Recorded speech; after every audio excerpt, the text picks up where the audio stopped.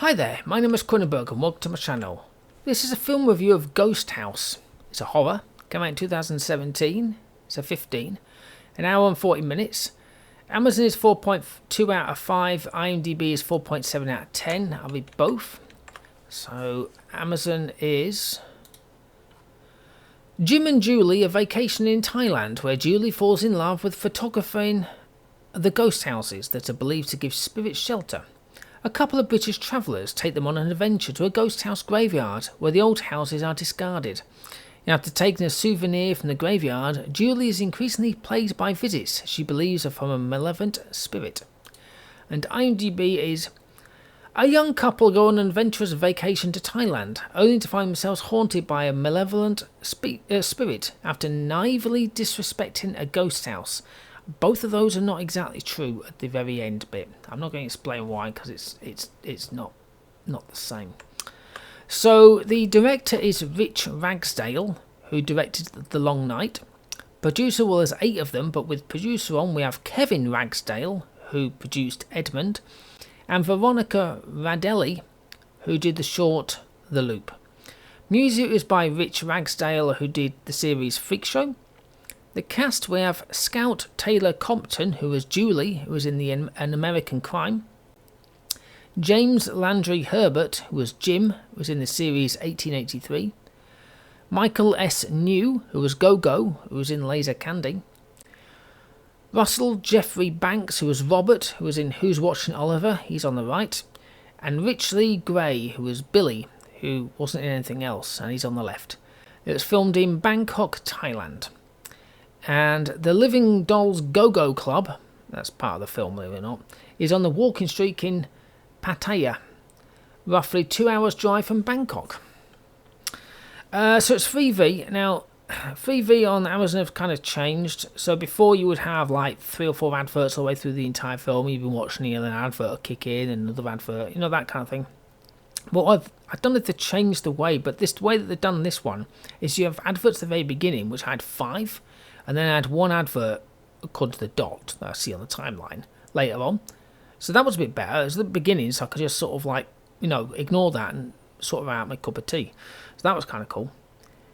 But 5 of them at once, I suppose. Yeah, whatever. Now it starts with images of Bangkok, cooking and stuff like that. And now that I found out it was actually filmed in Bangkok, so it's actually a bonus. Now, in the trailer, at the very beginning, there's somebody legging it. That's exactly how the film starts. So I'm not giving it all away. There is somebody running. That's exactly what happens at the very beginning of the film. And that's within 1 minute. If you hear any weird noises, my dog is having a hell of a dream behind me, whining. I think he's barking in his dreams. It didn't end well for her, by the way. I didn't see the death, but I'm pretty sure it didn't end well. So a couple have seen this little house on a stand with food and drink. Now, according to Go-Go, our taxi driver, is to keep the ghosts happy so they don't go into your house. Now, I had to look online and think, is this actually a thing? And yes, it is. In Thailand, apparently, they have these ghost houses. If you search for it, put in Ghost House Thailand, obviously you come up with this film, but in reality. And they have them outside of houses or apartments. And if there's like people in like more than one person or one family, they usually have maybe 1 or 2 of these ghost houses outside, and they sort of put food out for it, food and drink and stuff like that, to keep the ghosts happy, because they're also hungry, so they need food. But then there's one person who wrote, it's like, if they're that hungry, why is all the food just discarded like later on? It's like, yeah, but nobody touches the food. Even the people who are homeless don't touch it because they don't want to infuriate the ghosts. And there's incense and stuff like that gets burnt. I think 9 sticks, because 9's a lucky number. And so it's quite interesting to read about it. They do exist, and they look really nice. On the film they look good, but that's how they really look. So if you think, well, what do they look like? They do look that extravagant. They're amazing. Forget our bloody birdhouses. If they look like that, well, I don't think the birds will go in it, to be honest. So it seems our Julie, I'm assuming in real life, I don't know, has writing tattooed on her back left shoulder blade. Now, I must admit that's trusting, because you can't see what it's written. it's behind you. I don't know if it's in mirror version. I was trying to read it. I was like, come on, pause. But I've no idea what it was. So you just got engaged, right? You meet two other guys. That's fine. That's the British two. And then they all go out for some fun. And then, so you go out for some drink and stuff like this. And then Robert drags his soon-to-be hubby into a club called the Living Dolls Showcase, which is this go-go dancers place. It's a strip club, by the way. And you're saying, oh, you've got him for the rest of your life, so we're just having for tonight. And you go, okay, go on, enjoy yourself. It's just like, I mean, for a start, I don't think most fiancés, if they've just got engaged, would say to their husband-to-be, yes, go off, you enjoy yourself in that strip club, while I sit outside. Or even if it wasn't, if it was your wife or your girlfriend, I think most of them will probably say no. I don't think so. Not over my dead body, that kind of thing. I mean, it's hard enough if you've got somebody who's on a stag do, you'd always say, don't tell her we've had a stripper. It's like, okay, we won't.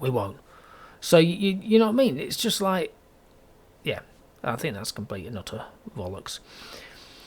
But it's okay, because what they've done to compensate for that, they've gone for a drive to the middle of nowhere with these random guys that they've never met before, because that's what you do. Though I've seen various news reports of people sort of being abducted and killed in these places for that exact same thing. But apparently not. It's completely fine. And also hubby looks completely drunk out of his head. So, you know, this has gone down well with the soon-to-be wife. Sorry, tickly cough. What could possibly go wrong? Now, he says, oh, don't worry, it's not too far. And I was like, what? It was dark. I'm assuming evening time, 11 or 12 or maybe even 1 or morning. I don't know what it was when they set off. And they arrived when it was bloody daylight. I thought, how far away is it? It's not very far away drive. Now, I can see how the ghost is attached to her or something like that. I can understand how, because you can see in the film. But I was kind of curious why those guys did it at this point. I realised why they did it. But I was like, what? That don't make sense. Why? But, yeah. So we're at Go-Go's house. It's literally quite close to this place in the middle of nowhere where all the ghost houses are left when not needed. And apparently, I don't know if that's true, but they do discard them because obviously the ghost houses tend to get a bit, used, or maybe the new people come in and they just want to have their own ghost house. I have no idea how it works over there. And this is all in day one. It's just like, my God, what a day. So she got some amulet or bracelet to wear to help ward off the ghost. She can't remember a damn thing, of course, because she's completely oblivious. So when she gets back to the hotel room, she just throws it on the table. Bet you can't guess what happens next. Now, then I kind of figured out why the guys did it. I was like, I think I know why. I wasn't completely certain, but I found out towards the end I was actually quite true with my idea. So I was like, yeah, so you can figure it out. Day 2 is not any better for her, sadly. Now, I'm at this part where it's all dark. Literally. So she's got this torch, which is rare. I mean, most people will have a torch at home, but you don't really go on holiday anywhere. It's like, oh, I'm going to go to Tenerife, or I'm off to Greece, or I'm going to go to, Thailand. You bring your phone. I mean, 2007, when did it come out? 2017, so most people had a smartphone at this point, yeah? And they all got cameras on. But no, she brings a torch. How many people do you know take torches on their holidays? Bearing in mind they weren't going to go, caving or any of that stuff. They were just going for a typical couple time just to drink and enjoy themselves in the sights of the town or whatever. But apparently not. Apparently she always takes a torch. So she's in a very strange place, let's call it. And then the battery failed, of course. You would assume, again, if you'd gone on a holiday with your torch that you so well wanted, you would have maybe to put some batteries in it that actually work. But apparently not. No, make sure that you have batteries that fail, so you have to keep bashing your bloody torch. So I'm basically looking at this black screen, zero visibility. There's nothing on my screen. It's just like I could be watching a black screen. And I was like, come on, when's the jump scare going to happen? You just knew it, didn't you? You just knew it. It's like, come on, she's going to turn the torch on, something's going to happen. I wasn't disappointed. Now, we're in this weird place. It's a derelict building, right? But at one part, it's this red light and people hitting people. This great music. I got it at the end. I've written it down. It's also on IMDb. I'm just trying to find the damn song. But it was really well done. I was like, what the hell? I like this bit. But there you go. So you wake up. You're unsure where you are. So you see you're strapped into a hospital bed. Right? This creature outside. The door starts bashing. Then this mist rolls in underneath it, and this ghost appears in front of you, but you're absolutely thrilled at this point because you can't bloody move. So it's just like, you know. Now, it's been a few days since they've arrived, right, and I'm glad about one thing. Her hair is straggly. Now, usually in films, they all have perfect hair, you know, they look like they just stepped out of a salon. The makeup is perfect, you know. They might have scratches, but, you know, they look pretty damn perfect. Well, she didn't. She looked like she's kind of like been through the hell and back, so that was kind of cool. At one point I heard Jim saying to her, and she's passed out at this point, if we ever get through this, things will be different, right? And Reno, who appears in it, he's in it for, I think, is he mentioned on the main title? Well, he's in it briefly. Reno, he's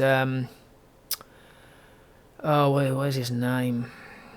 Mark Boone Jr. He's not in it for very long. I think he got top billing at some point, but he's not one of the main actors. He says, how touching. I'll never need to sweeten my coffee again. I thought, yeah, that was quite sickly, I must admit. And bloody hell, what an intense magic ritual. I enjoyed it. I thought, wow, this is impressive. A lot better than some others. No, I enjoyed it. It was a very good film. The ghosts weren't too in your face. Actors and story were good. I loved the music, especially in that Reno place. Like I said, I wonder if there's a soundtrack. It was by Sherry Chung, Chung, song Let Me Be and also Spell. So I'm going to try and find them. But her screaming and in the facial expressions also was on point. It was fantastic. There was a bit where I think it's in the trailer when you can see her kind of face start to change because she's in the ghost house place. You can see her like looking towards a ghost house in the trailer, and then she starts to scream. Well, that is, I thought, wow, I like that, because normally they're kind of crappy screams, but she's like really crapping herself through the entire film. So for me, it's a 7. I would have thought it. What is it? 4.7. No, I'm giving it a 7. I liked it. It's a good film. I enjoyed that. Definitely.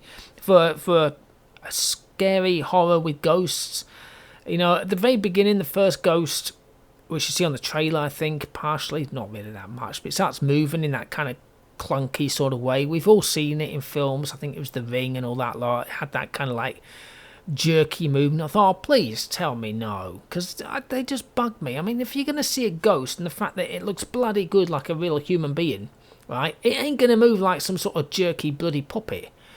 You know what I mean? If I was to see a ghost wafting by me now, because if I saw a ghost wafting by me now, I'd bloody crap myself.